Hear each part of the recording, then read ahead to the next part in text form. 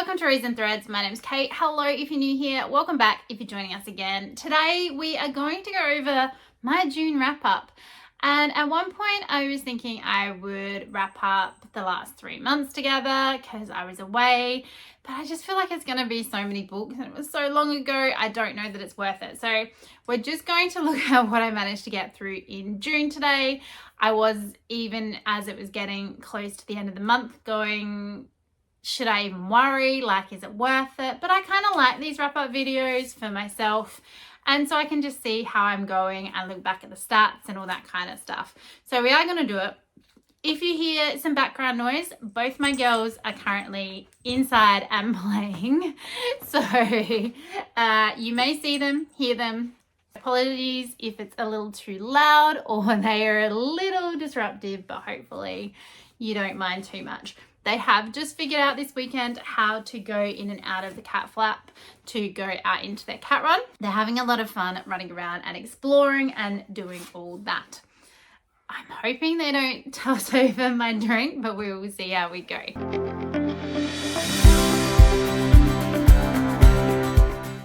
Okay, so we do have a few books to go through, so let's get into the rolls that we got for each castle. For the month of June, we ended up with 6 rolls. These ones right here are the books that we ended up getting, and of those books, I did only manage to complete, get down. I did only manage to complete 2, and I DNF'd 1. Let's go through that a little bit more.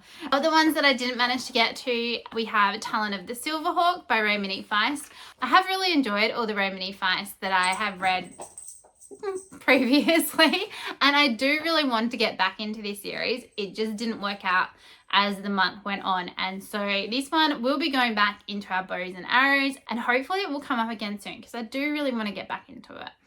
We then had Starborn by Lucy Hounsome. I didn't end up getting to this one. And this is the same with Need by Carrie Jones. I ended up having to put both of them on hold physically from the library. They're a bit older. It was going to be the quickest way I could get access to them at the time, depending on what I wanted to read. And unfortunately, they just didn't come in time. I do have both of them now physically, so hopefully they will come up maybe in a library video, or they will be going back into the tubs that they came out of, and they both came out of the crowns, and they will, all 3 of those books, be added into my Reach the Castle spinner wheel for if we land on the troll. So the TBR books that we didn't get to. And I'm really enjoying that as an option for the troll to do. So hopefully they will come up soon in some format, but I do physically have them now, so at least there's that. Let's have a little bit of a talk about the book that I DNF'd. That was Serpent and Dove by Shelby Mahurin. I do own this physically. This is my own copy. I did end up picking it up at some point just from a secondhand shop, I think. But I had originally got a copy of it from the library. I just saw it and thought it looked and sounded interesting. I don't know that I probably looked into this enough. So I did try this one as an audio at one point throughout the month, and I think I made it 47 minutes in, so not very long at all, before I was just like, this is not for me. It was getting extremely religious. I think it's about witches and witch hunting. And so then I just felt like it was going to be a whole lot of female bashing, kind of putting women in their place kind of series. And I don't know if that is what it eventually is about. It was just the vibe I was getting, and I didn't really love it. I didn't love the writing in the bit that I read. I don't actually physically know how far I got. It wouldn't have been very far at all. And so I have made the decision to DNF and to now remove this from my library. So this one will be getting unhauled. I will probably either give this to my friend Sarah to put in her little library, or maybe take it into work, because it is a really decent book. It's in really good condition. So I think we probably only recently had a donation of this at work that I saw. So I'll probably give it to my friend to go into her little library, and hopefully it can find its perfect home. But unfortunately, that is not for me. In saying that as well, I did have out the second book in that series from the library, so I have returned that one as well. The first book that I managed to get to at the beginning of June was The Traitor Queen, which is book 2 in the Bridge Kingdom series. At the end of May, I did finish the Bridge Kingdom, which I did really enjoy. And this duology, even though it's a bigger series, this book and the Traitor Queen both follow the same characters, Princess Lara and King Aaron, their relationship and what happens between the three kingdoms that are connected via this bridge. And I have to say that I did really enjoy my time. I did end up, even though I physically own the Bridge Kingdom, listening to both the Bridge Kingdom and the Traitor Queen, and I didn't love the audio, and I was trying to not let that impact on my rating, but it does. And I did end up giving this one 4 stars. Like I said, I had a really good time. The Traitor Queen was a really good wrap up to what had happened in the Bridge Kingdom, and I just found it really intriguing, the interactions between Lara and Aaron. Lara is kind of given to Aaron as part of a treaty between their kingdoms, so she is going to marry the kingdom into the kingdom of Amadrid, maybe? I've forgotten the kingdom's names. Let's just go with that. And this book, you would think I could look it up and it would help me, but that is the worst map I have ever seen. Like, visually on there, it's coming out fine, but I can barely read it. It looks like a really bad photocopy job in this book. I'm not sure that, and it is detailed and it has all these little names of all the places that were mentioned in the book, but I can barely read any of them. So I can see we got Harrendale, Amadrid, Madrinia and Valcotta, which are big kingdoms that are mentioned throughout the series, and we do meet different characters from all of those places, but I cannot remember exactly which kingdom is the one that holds the bridge. I think that's Amadrid, if that is right. Either way, Lara is sent to try and infiltrate the Bridge Kingdom and assassinate the king and help her father, who is a tyrant king, overthrow and take over this bridge, because owning it is the pinnacle. It's what everyone wants. It controls all the commerce. It gives you the most power. And it's her coming to the realization that she's not just what her father has told her she is. And I did really like that. She can kick ass. She has the ability to take control of her destiny, I guess, which isn't an unusual storyline for a fantasy book, but I did really enjoy the setup and the interactions.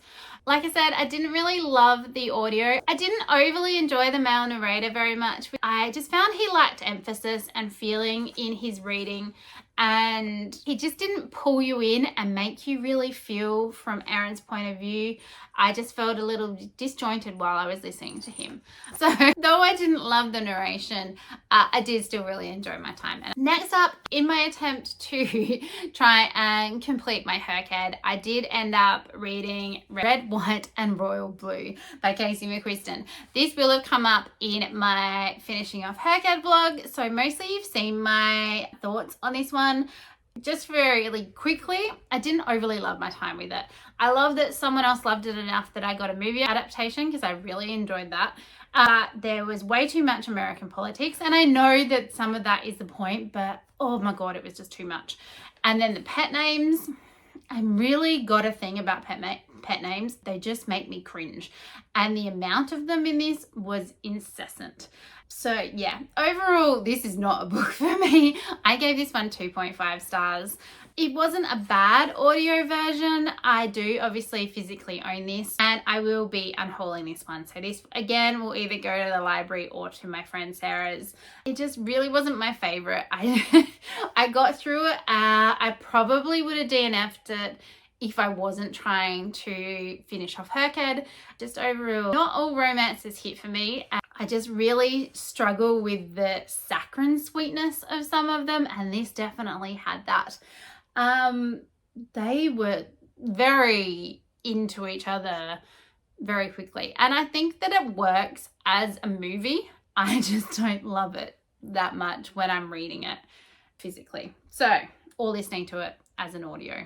Next up, I did what I think is my only physical read, but that's neither here nor there. And I read When the Moon Hatched by Sarah A. Parker.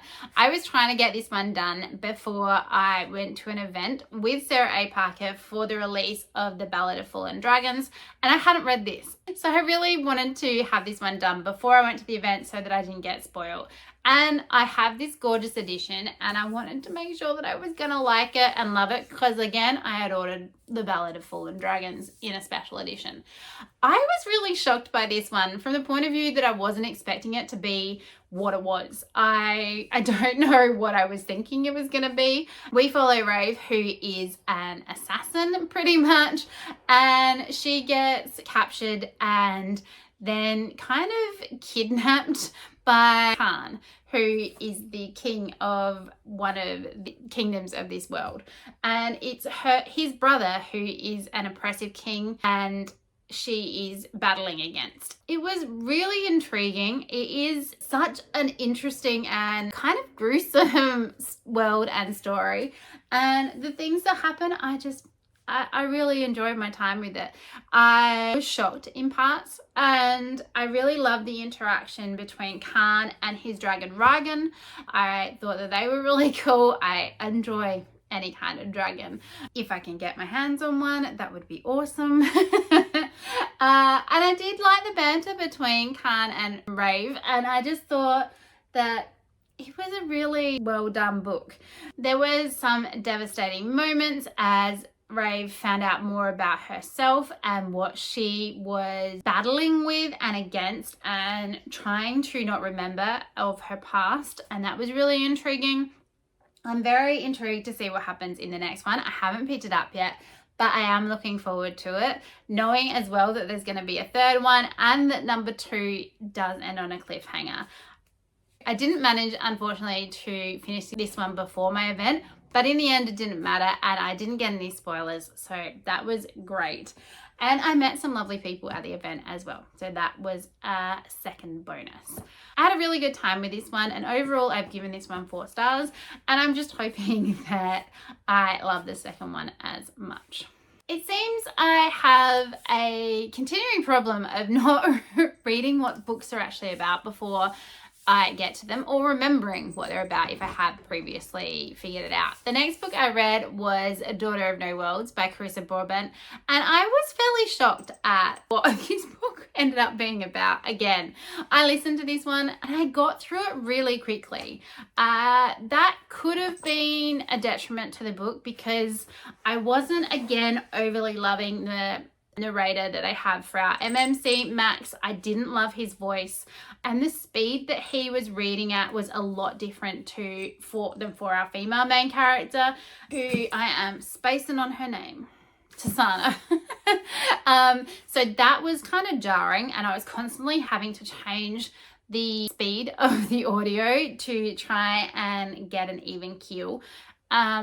I did really enjoy the premise. So this one, Tasana is a slave who does have magic, and she's trying to earn enough money to pay for her freedom, and she does manage to do that. In one night she gets enough money to get out from under the king that holds her contract, I guess, and he had given her a figure that would buy her freedom.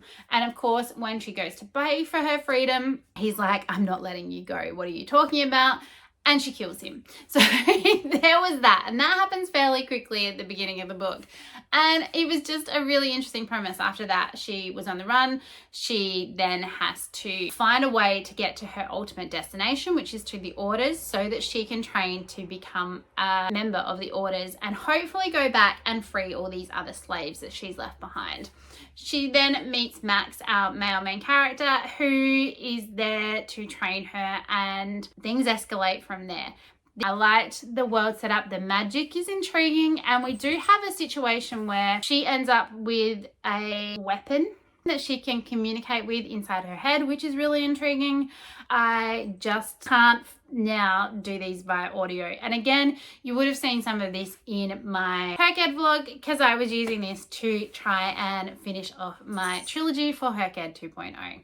So overall, I did enjoy my time with this one, and I gave this one 4 stars. Sorry, Lucy required a snuggle break. Get here, baby. She was actually getting on my desk and knocking all my stuff over. And she's about to go back there, so that'll be interesting. No. One sec. No, baby girl. You can't. Come see me. She very much likes being up and playing with all the things on my desk. So does Raven, but it gets kind of messy and I am so nervous she's going to like pull out all of my cables and I'll lose everything that I've got up.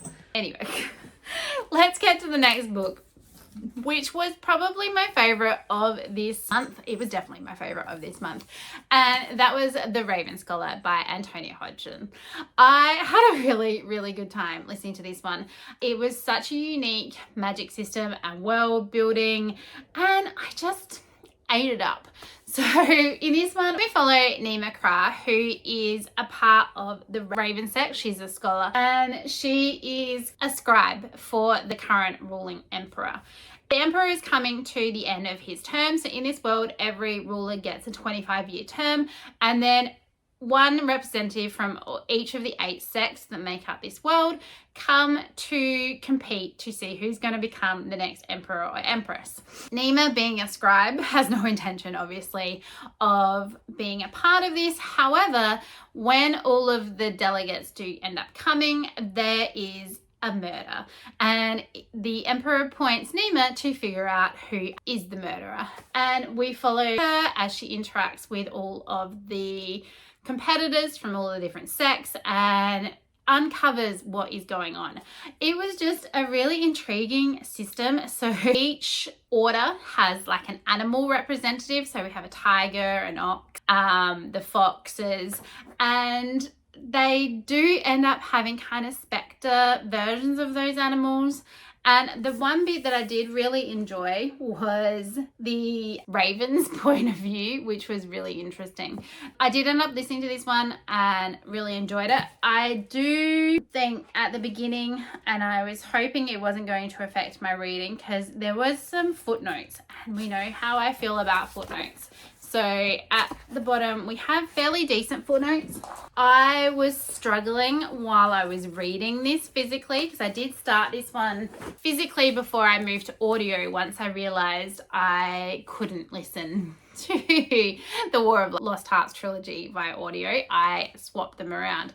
And then when I moved to audio, it was just so well done. We only have the one narrator, which was fine. She did a really good job in doing the character voices and really getting you into the story.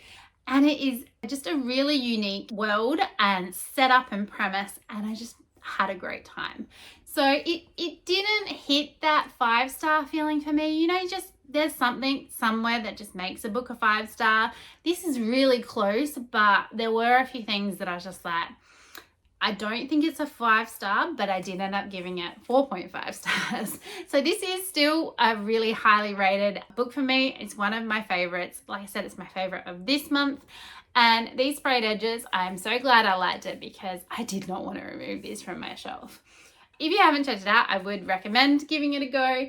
And I just really liked it, and I really can't wait to see what's going to happen next. I think this one is planning on being a trilogy. The title for the next one, I think it's called The Fox in Winter, or A Fox in Winter, is due to come out next year. I'm really looking forward to picking that one up when it comes out, and hopefully I can get a matching edition from Illuma Crate when it does. Last book I picked up for this month was The Inadequate Heir, and this is another book in the Bridge Kingdom series by Danielle L. Jensen. So this is book 3, but it's the first in the next duology within the series. So in this one, we're following Karis, who is Lara's brother, and Zara, who is the princess of the other kingdom of the 3. This was good. You had met Karis and Zara in the first duology, so that made that fairly interesting. I already knew the characters, a lot of the setup. The one thing that I didn't overly love about it was that we were pretty much looking at their story but in the first 2 books. So we were repeating a lot of the same storyline that we'd had originally, just from different points of view. And I found that I don't know that I really loved that. I already obviously knew what was going to happen. I knew their end game. So for the end of this first book, I don't know that there was overly much that I learned plot-wise that I didn't already know. We do obviously get to have a deeper look at Karis and Zara as characters. I was really enjoying both characters at the beginning, but by the end, I've kind of gone off Karis as a character. So it will be interesting to see what happens in the next half of their story, to see if he can redeem himself, because there was just something about his behavior at the end of this story that I just wasn't liking. The audio for this one, I did do the audio. We did change narrators because obviously we've got 2 new characters. I liked the narrator better for this character than I did for the one for King Aaron. I do want to start paying a bit more attention to the narrators of the audio, because I do a lot of audio and I think I am forgetting which ones I really like, and if I have listened to a narrator before, whether I didn't mesh with them very well, just so I can tell before I even start the book what I think, if I'm going to enjoy the audio versions, because they make up such a huge amount of my reading and what I can get through. I just need to pay more attention. Plus, they put so much time and effort and energy into doing those narrations. So apologies to all those narrators out there, but I do plan on paying more attention going forward. So we'll see how that goes for me. Overall, I have given this one 4 stars. Like I said, even though I struggled with the fact that we weren't really learning a huge amount more in the overall plot, it was still overly enjoyable. I just would have liked it to maybe be more from where we left at the end of the Traitor Queen, instead of going back and seeing it that way. I don't know if I'm explaining that right, but I don't know. I'm extremely interested to see what's going to happen with their relationship going forward. And it was kind of cool though that we could see a few more interactions between Lara and Keris in this one, and even then Keris with Aaron as well. That was intriguing. And we got a bit more of a look into the kingdom where Lara and Keris both came from, which was interesting, and getting a bit more of an in-depth view into their father was intriguing as well. The one thing I didn't like at the end of this book was that it seemed to wrap up and there was a major plot point that I just thought all of a sudden it was done. And I was like, but I want to know how it was done. That I was a bit shocked by, and I just thought we've been leading up to this thing the whole time, and then all of a sudden it was just finished. The more I'm talking this out, the more I think I maybe rated this book too high, but I've given it a 4-star. I think we'll just stick with that for now. Maybe it was really a 3.5. Either way, I will be continuing on and finding out what has happened between Keris and Zara in the next one. Okay, so that is everything that I managed to get read. Let's go through a few of those fun stats to just top off my month. So of the 6 books that I read, I physically read 1,138 pages and I listened to 9,132 minutes, or if you'd prefer, 152 hours and 12 minutes in total. Of those 6 books, I listened to 5 on audio and read 1 physically. This brings us to our average ratings. I gave 1 4.5 stars, 4 4 stars, and 1 2.5 stars, which leads us to an average rating of 3.83 stars. Overall, not too bad a month. My average is nearly at 4 stars for what I'm reading, so really happy with that. And I feel like I am giving a lot of 4 stars to books lately. Whether, like I said, that Inadequate Heir book maybe should have been a little bit lower, I don't know.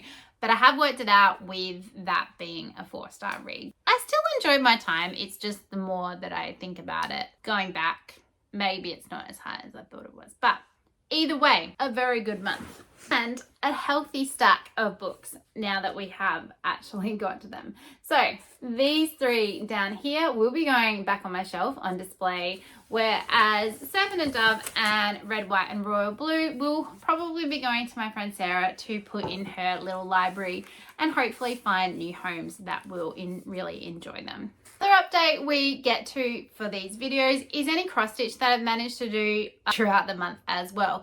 I don't know if this was right near the end of May or the beginning of June. I think it was probably the beginning of June, right after I got back. But I did get together with one of my friends with our Stitch and Bitch group, and I did manage to do a little bit of my lion.